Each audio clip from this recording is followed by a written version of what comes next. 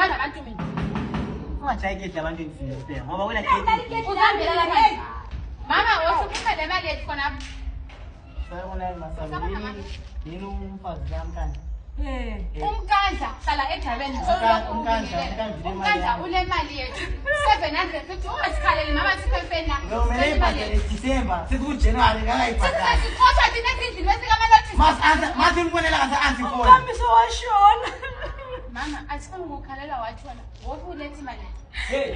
Uthi imali ayikahle Imali segedini lapha. Oh. Nango ke umkandla wakho yini? Umkandla ufile.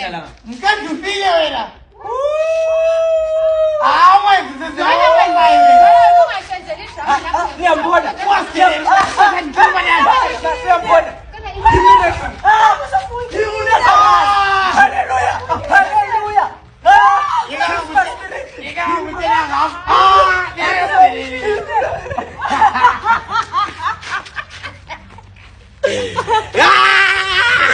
What the fuck?